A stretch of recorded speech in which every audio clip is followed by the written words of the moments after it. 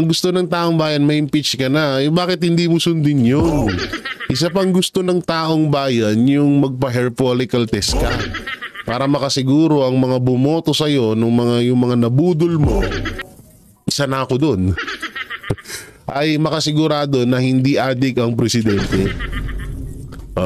Panoorin muna natin to. Nagsimula na ang balasahan sa gabinete ng Marcos administration. Kahapon, nagbigay na ng unang mga pangalang mananatili at maaalis sa kanilang mga tungkulin. Tiniyak naman na Executive Secretary Lucas Bersamin na nakikinig si Pangulong Ferdinand Marcos Jr. sa panawagan ng taong bayan. You can be sure that the President really wants to be responsive to the popular clamor for performance, for change. Dagdag pa nito, nais ni President Marcos na magkaroon ng gabineteng gagalaw at magtatrabaho para sa interes ng bawat Pilipino. Wow. Recently lang, sinabi niya na we seem not to be delivering to the... Kikilos sa bawat kagustuhan ng Pilipino. Tangina, 3 years na kayo dyan, ngayon pa lang kayo kikilos. Ang lala nyo naman. Uy, 3 years na kayo dyan. Magpo 4 years na. Ngayon mo lang naisipan na kumilos. Ang kapal mo. Alaklanteting katarandaduan to. Common tao. Because they are the greater number of our people. Okay. So, what must we do? We must have action men. So, you can be sure that that is the direction that this, I'm not calling this a purge, it's a cleansing. Samantala, para sa economic team ng Marcos administration na unang pinangalan ng mananatili sa kanilang pwesto, bagong direktiba mula sa Pangulo ang ibinigay sa mga ito. Kaya nga sinasabi namin, kahit palitan pa ng 1 milyong beses yung mga cabinet secretary na yan, kung boplax yung namumuno, wala ring kwenta, wala ring saysay yan. ES Bersamin, nais ng Pangulo ng mabilis na resulta mula sa kanila. Wow! Marching orders ng Presidente dyan is to enhance yung ating economic situation to the eyes of the outside world at saka dito sa Pilipinas, yung actual na economic health natin. Kumpiyansa rin anya ang punong ehekutibo na magagawa ng kanyang kasalukuyang economic team ang mga nais niyang mangyari. So, the President decided to retain these 5 members of the economic team so that there will be no more problems, perception about where the country is going. Ewan ko dito sa mga to. Ngayon nyo lang naisipan yan? Di naman ni ES Bersamin na ang courtesy resignation ang pinakamarangal na paraan para sa gabinete upang tuparin kung sino ang nais ng Pangulo na manatili o alisin sa pwesto. Ewan ko sa inyo. Masyado nyo pinaglolo ko na yung taong bayan. Dito tayo. Oo, yan. Dito tayo sa usapan ng kay Pangulong Duterte. Pag-usapan kay Marcos na to, walang kwenta. Oo, nagsasayang na tayo ng oras. Dahil sa dib-dib. So ito sabi ni Attorney Sal Panelo, susunod na PNP chief, binabalaan ng dating Chief President Legal Counsel. Ito, sino kaya nga ito? Panoorin natin. Nagbabala ang isang dating opisyal ng palasyo tungkol sa susunod na pinuno ng Philippine National Police. Kasunod ito ng nalalapit na pagtatapos ng term extension ni PNP Chief Romel Marbil sa Hunyo. Alamin ang buong detalye sa report ni Paul Montibon. Dapat nagpapaalipin sa mga iligal na utos, marunong magpatupad ng batas at hindi dapat kasabwat ng kalaban ng Estado. Ilan lamang ito sa mga katangiang nararapat para sa isang pinuno ng pambansang pulisya. Sa kanyang programa sa SMNI, iginiit ni dating Chief Presidential Legal Counsel, Attorney Salvador Panelo, na isang general na may paninindigan ang kailangan sa Philippine National Police o PNP. Isang general na kayang sumalungat sa sino mang nakatataas sa kanya kung alam niyang mali ang ipinapagawa o iniuutos.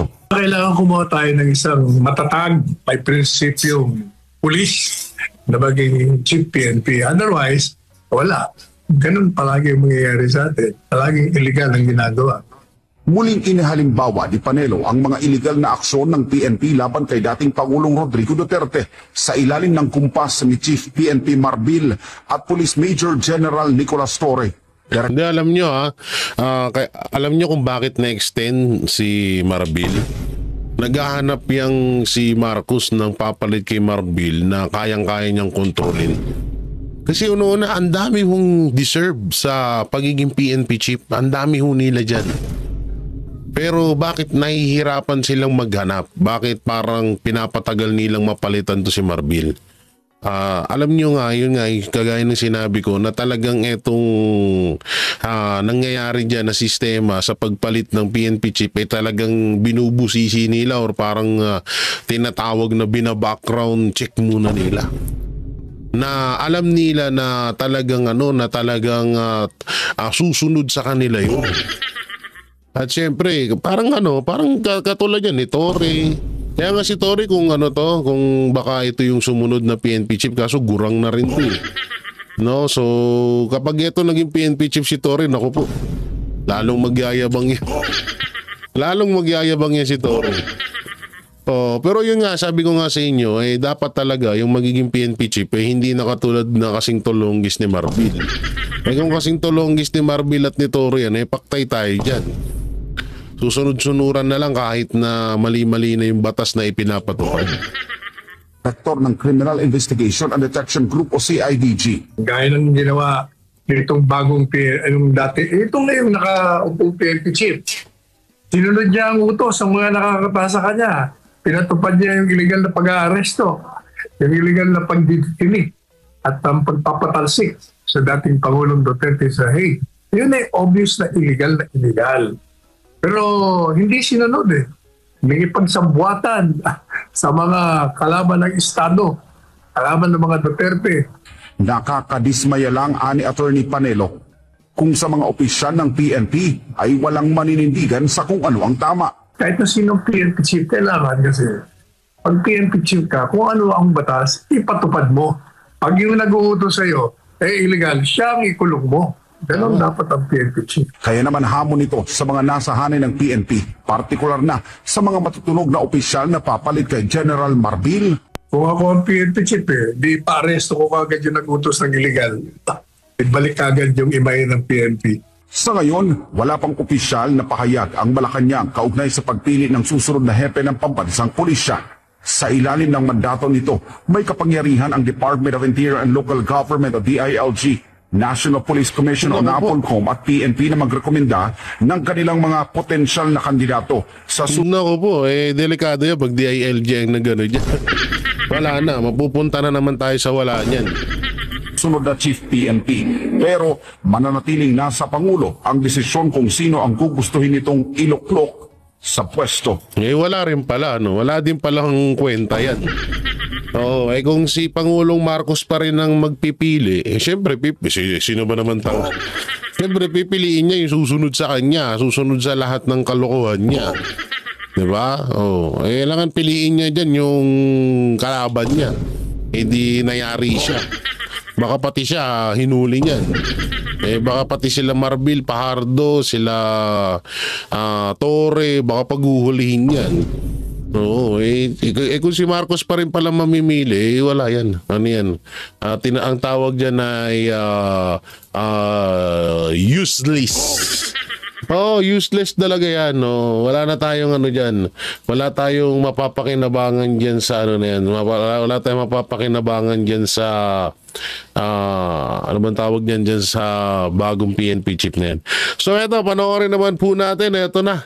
Oh, sino nga ba talaga ang napupusuan na maging Senate President? Ilang senador lumapit, ano to? Ilang senador lumapit umano kay Sen. Amy Marcos para ano to, himukin siyang sumubok maging Senate President. Uy, wag naman sana. Si Amy Marcos maging Senate President. Nung ultimong kapatid niya, hindi niya mautusan magpa-drug test. Hindi niya maawat yung kapatid niya. Diba? Tapos siya pa magiging president, isang malaking katarantaduhan yun. Papanoorin natin. Nadagdagan pa ang mga pangalang lumulutang na Yan na. posibleng maging Senate President sa ika-20 Kongreso. Sino Kasunod kaya? naman ang anunsyo ni Senador Bato de la Rosa na may binubuong Duterte Block sa Senado. Balak bumuo ni Senadora Risa Hontiveros ng isang independent block. Putong ina.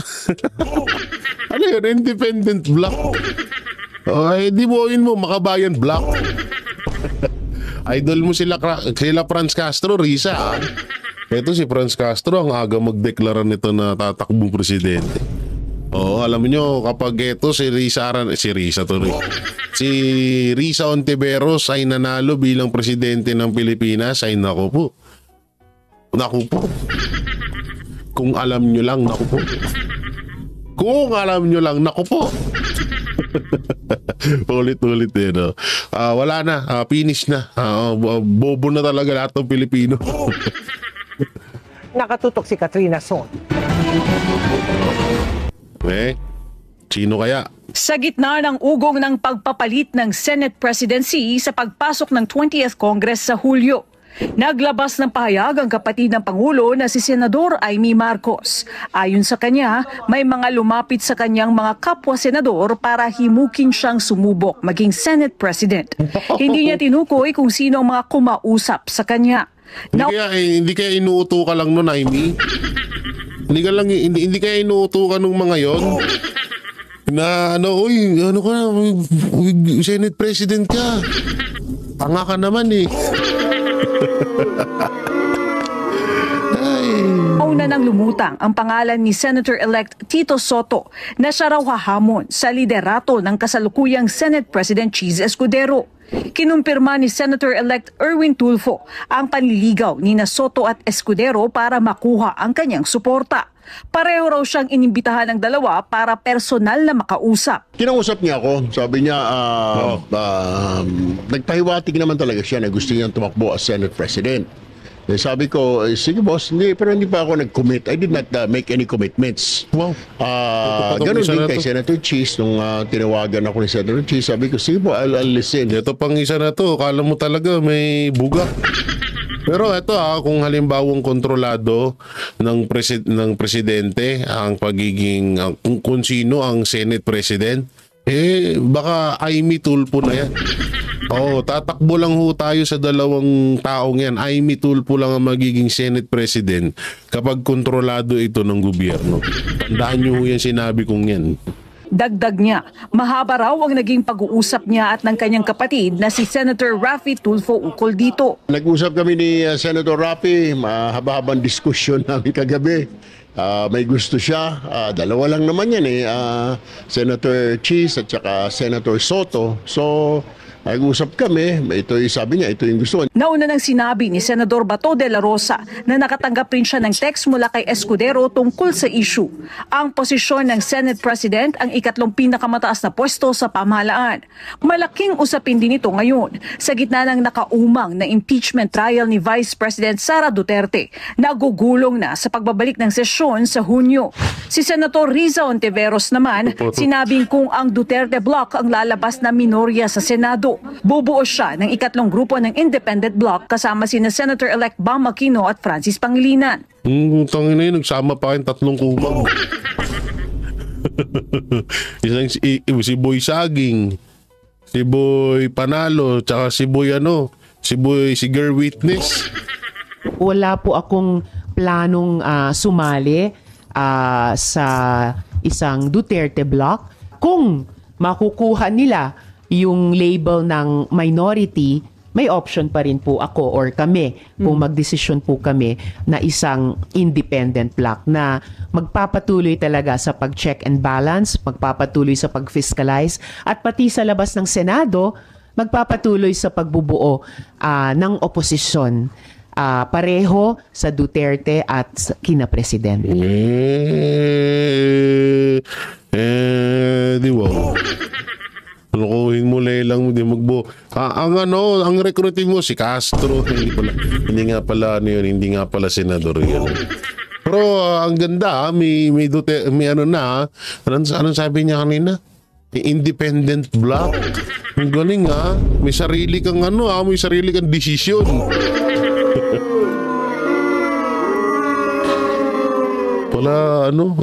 Pala decision tong na to. Pala decision tong tao to. Samantalang dito tayo sa usapan naman kay Pangulong Rodrigo Roa Duterte. So panoorin po natin. Nasa Pilipinas ang tunay na taga-usig ni dating Pangulong Rodrigo Duterte. Ito ang matapang na pahayag ni Attorney Nicholas Kaufman, legal counsel ng former president na kasalukuyang nasa detention facility ng International Criminal Court. I think that the real prosecutor in this case is actually in Manila, sitting in his palace. He's the person who threw President Duterte over here to The Hague. He's the person who used the office of the prosecutor as a tool in his political campaign, and it won't work. Ayon sa British-Israeli lawyer, sa ngayon mahirap nang maibalik agad sa Pilipinas ang dating Pangulo. Aniya may mga kondisyon bago mapalaya ang isang individual mula sa ICC. In order for someone to be released here, there has to be a willing state party capable of receiving him onto its territory. And that's what we're looking at. It's a long process. It's something which requires a certain degree of diplomacy. Samantalang maituturing aniyang protest vote ang resulta ng katatapos na halalan. People miss the point. The former president won a landslide victory. Yes. As far as I'm concerned, that's a finger in the eye to the people who threw him over here. Correct. That's the real point of the elections. It was a protest vote. Hindi na nagbigay ng pahayag pa si Attorney Kaufman tungkol sa panunumpa ng dating Pangulo bilang alkalde ng Davao dahil isa itong legal na usapin na hinahawakan ng mga Pilipinong abogado. Jed Neresina. Ito, pakinggan nyo ulit. Nasa Pilipinas ang tunay na taga-usig ni dating Pangulong Rodrigo Duterte. Ayan nasa Pilipinas daw ang tiga-usig kay dating Pangulong Rodrigo Roa Duterte. Totoo naman. Kaya nga alam nyo, kahit anong tanggi nga din administrasyong Marcos, talagang 101% sila naman talaga. Ang kinaganda nga lang dito, may mga talagang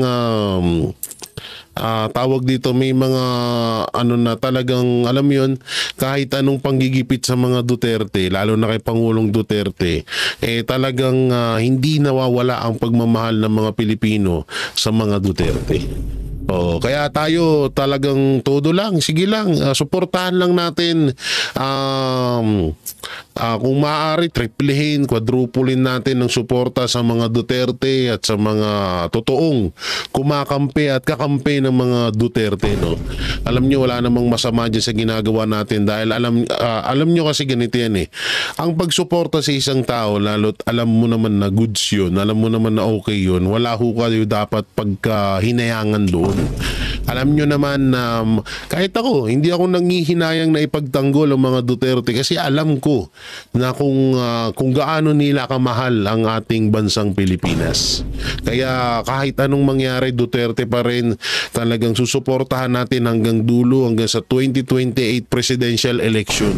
Kahit si Basti pa yan, ang tumakbong presidente, kahit si Pulong pa yan, kahit si Kitty Duterte pa yan, basta alam nating Duterte at may magagawa at napakaganda ng magagawa pa sa Pilipinas kagaya ni Pangulong Duterte, ay susuportahan talaga natin yan. Samantalang dito muna tayo bago tayo mapunta doon kung sino nga ba ang talagang malakas na sigaw ng mga netizen na gusto nilang maging Senate President, ay dito muna tayo sa panayam ni Ma'am ano bang pangalan nitong ni Ma'am Ana Malindog. So panoorin ho natin, ito po yan midterm election, sila proxy war na pagitan ni na PRRD, BP Sara at Marcos analysis. Panoorin ho natin. Militar at police, no? At iba pang mga uniform personnel. Ano yung nakikita mo, basa mo dito sa naging resulta ng local absentee voting kung saan lumalabas yung Duterte plus 2 ang binoto doon, nanguna doon sa kanilang anong nakikita mo rito? Kasi ito yung mga police, ito yung mga sundalo na hindi makapag-voice out kasi Pinagbabawalan sila, hindi bawal na nga sa kanila. Pag in support ka, okay. Pag nagpapahayag ka ng hindi maganda, hindi okay. Tanggal ka. Anong nabasa mo rito, Prof? Well, it's a reflection lang talaga din. Para ano din yan eh. Di ba sabi ko nga doon sa interview ko sa SMNI Nightline News last 2 weeks ago ata or after the election. Sinasabi ko nga, at saka sa even sa international na mga interview ko, sinasabi ko nga, ang midterm election is actually, referendum kumbaga, at saka makikita mo dyan yung pulso talaga ng mamamayang Pilipino na itong midterm election, ang sabi ko nga dun sa aking article, it's like a proxy war between BBM and the former President Rodrigo Duterte. Kasi / ng Vice President, kasi the Vice President is a Duterte as well. So makikita mo at doon mo makikita kung susumahin mo yung mga sektor sektor ng Pilipinas na nandun sa voting population mo. Pagdating sa absentee voting, nakita ko yung datos eh. Tama ka, Admar. Karamihan or ang top 12 ay galing sa Duterte 10+2. Sila talaga ang nanguna at sila ang nanalo pagdating sa boto ng local absentee voting. And even when you talk about the absentee voting naman na may kinalaman sa OFW natin, nangunguna pa rin ang Duterte camp, ang mga kumbaga kandidato ni Rodrigo Duterte. So makikita mo doon na ang pulso ng bayan, ang pulso lalo na dito sa absentee voting kasi ito ay nandito yung AFP, nandito yung mga AFP personnel, PNP personnel na makikita mo na ang kanilang ang preference nila siguro when you talk about style of leadership at saka kung ano yung kanilang regard at regard nila kay Digong at as against to the current administration is very apparent. Very obvious yan eh. Kasi ang nanalo ay yung mga kandidato ni Digong. So ibig sabihin, yung regard, respect at saka yung kanilang paniniwala at saka respeto sa style and the kind of leadership of the former president is very obvious. Lalo na sa security personnel natin. Kasi imagine, ang local absentee voting, karamihan dyan AFP personnel at saka PNP. Ito yung isa sa mga dalawang sektor ng ating bansa na kung saan very important kung nasaan ang loyalty nila. Pero kasi mahirap mong i-identify sino-sino yan eh. So makikita mo na lang na karamihan pala ang loyalty pala nila at saka yung kanilang respeto ay nandun, mataas pa rin ang respeto nila kay former President Duterte kasi ang kanyang mga endorsong kandidato ay yun ang kanilang binoto. So ibig sabihin, andun talaga, malinaw yun. So siguro dahil din nakita ni BBM yan, siguro on his part, kaya nagkaroon din siya siguro ng probably a moment of realization na sandali muna, let's recalibrate kasi it seems that many people, yung pulso ng bayan hindi nasa akin kung sa madaling salita, Ma'am Ana parang nakaramdam ng kaba or tinatawag na peligro si Marcos Jr. Hindi kasi yung mga late voting na tinatawag, yung pinag-uusapan nga dito, karamihan po dyan ay mga sundalo at mga kapulisan. At doon nga halos palalo at halos binoto talaga nila etong Duterte senatorial candidate. Kaya doon talagang makikita ho natin na ang mga kapulisan at ang iba pa nating mga kasundaluhan ay talagang suportado pa rin si Pangulong Rodrigo Roa Duterte. At ito pa, pati kay Pastor, di ba? So dito makikita nyo talaga yung tinatawag na loyalty ng mga kapulisan at mga kasundaluhan kay Pangulong Duterte. Kasi ito hindi naman sa panunumbat pero kauna-unahan si Pangulong Duterte na presidente ng Pilipinas na talagang alam yun, yung pagmamahal niya sa mga kapulisan, pagmamahal niya sa mga sundalo, talagang nangingibabaw. No, hindi siya katulad ng ibang mga naging presidente na naging pabaya. Naging pabaya sa mga kanyang mga duty, tinatawag mga men in uniform. 'Di ba? Sa totoo nga lang, nung panahon ni Pangulong Duterte, talagang tinaasan ng mga sahod ng mga yan. Kaso nga lang, nakakalungkot dahil nung panahon ni Marcos Jr., imbis na taasan pa, lalo pang binawasan. No? So dito talagang, alam nyo, siguro talagang yung iba, hindi lang masyadong nagsasalita, hindi lang nagpapakita ng reaksyon mapatungkol sa pagiging walang kwentang presidente ni Marcos Jr. Siguro ganun talaga ang nang ginagawa nila ngayon. Kaya talagang ipinakita na lang nila pagdating sa botohan. Hindi talaga maitatanggi at hindi talaga kaya ring sikmurain ng mga kasundaluhan natin at mga iba pang kapulisan natin na talagang labanan nila si Pangulong Duterte dahil alam nila ang katotohanan na hindi ganyan yung taong yan.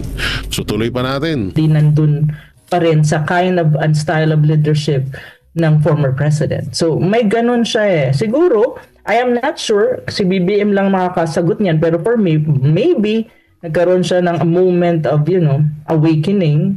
We don't know really. So, yun sa akin Pero take note ang OFW votes mo, kung titignan mo ang figures, ang nakakuha ng matataas na boto pa rin ay ang mga kandidato sa PDP laban plus yung dalawa na inendurso ni Sara. Pero may even even yung dalawa na inendurso, yung isa na inendurso din ni Digong Pero ang kapansin-pansin dito, Prof, merong mga nagtataka na mga OFW na bakit may bumoto dito sa mga certain individuals na minsan ay hindi nila kilala yung mga pangalan, yung kaliwa, kahit na yung sa dilawan, hindi nila Kasi ito yung yung mga OFW. Alam ko, din yan Tama naman siya sabi ni Admar na hindi nila kilala yung mga yan. Ayun yung tinatawag na ligaw na boto. Kung may ligaw na puso ni Jericho Rosales, may ligaw na boto ni George Garcia. Joke lang. Magkakasama yan sila, magkakakilala yan sila. Alam nila kung sino yung kanilang mga prefer. Kaya ito yung kanilang pinagtataka kahit nga yung mga makakaliwa na hindi masyadong maingay pero nandun sa side ng makakaliwa. Nagkaroon nga ng boto. Meron pang isa, hindi natupad yung sinabi ng COMELEC na magdadala ng malaking turnouts ang electronic or itong internet voting. Kabaliktaran ang nangyari. Which is yan yung isa sa mga panawagan ng ating mga kababayan na ibalik doon sa dati ang estilo ng kanilang kasi imbis na mas mapadali sa kanila doon pa lang marami nung nagrereklamo doon pa lang sa yung sa tinatawag na enrollment, registered voter na sila, pinapa-enroll pa sila. Tapos doon sa resulta, binigyan pa sila ng mga tinatawag na machine readable na mga script. Bakit paano pang purpose kung bakit ipinakita pa yung script? Nagdagdag lang sa kanilang kalituhan, Prof. Yun na nga yung maraming issue dyan sa sa absentee voting ng mga OFWs natin. Kaya may disenfranchisement nga na nangyari sa midterm election na ito. Kaya nga marami nagrereklamo. Mayroon akong mga nakakausap na mga kababayan nating OFW even before the election na minsan hindi nila maintindihan paano sila boboto. Pangalawa, bakit ganun ang nangyari na resulta ng kanilang yung halimbawa, mayroon akong mga kilala sa Hong Kong na nagtatanong sila sa akin. At yan nga yung yan nga yung dapat solusyonan dyan talaga. Kaya nga napakaganda nung itinatag ni Pastor Apollo C. Kibuloy at ng Duterte 7 na manual counting. Alam nyo medyo natatabunan na ng issue yung manual counting na yan. Yung issue sa COMELEC, yung 18 million na overvoting. Wag ho nating hayaan na matabunan yan. Dapat tuloy-tuloy pa tayo at suportahan ho natin yung panawagan ni Pastor at ng Duterte 7 na magkaroon ng manual counting dahil talaga alam nyo first time in history na nagkaroon ng 18 million or 17 million na overvoting. So masyado ho yung napakalaki para sa talagang hindi po talaga kapani-paniwala na merong 18 million na nag-overvoting na tao. 'Di ba? So kailangan talagang maisulong 'yan. Kaya etong mga ganito, mga lalo na sa mga OFW na talagang nakikita nila na nasayang yung kanilang mga boto, dapat i-push po natin 'to. Huwag tayong magsawa na ipanawagan etong manual counting na hinihiling ni Pastor Apollo C. Quiboloy. Sa tutusin, wala naman na sa kanya 'to at tanggap niya na kung siya ay hindi man nakapasok bilang senador. Ang kanya lang kasi, ang hinahabol niya kasi dito, yung boto, yung sakripisyo, yung pagod ng 18 million na botante. At yung iba pang mga botante na hindi naman na napunta sa iba ang kanilang mga boto. Ayun yung hinahabol dito ni Pastor na mabigyan hustisya yun. Yung 18 million na mga botante na hindi na nabasura lang, nasayang lang kanilang effort, pila, tiis ng initan, tiis sa pila na napakahaba. Biruin niyo yun, 18 million na tao ang nagsapir nun. Pero walang palagang komili. Parang binabaliwala na nga ngayon ni George Garcia. At obvious naman, ang dami na naman pakulo ni Marcos Jr. Kaya ang isa sa mga pinakamasakit yan. At hindi na ho natin tatapusin na. Eto na nga. Sino nga ba ang susunod na Senate President ng bansang Pilipinas? So kagaya nga po ng sinabi ko kanina, kapag ito ay magiging kontrolado ni Marcos Jr., dalawa lang ho ang pwedeng maging Senate President. No? Walang iba kundi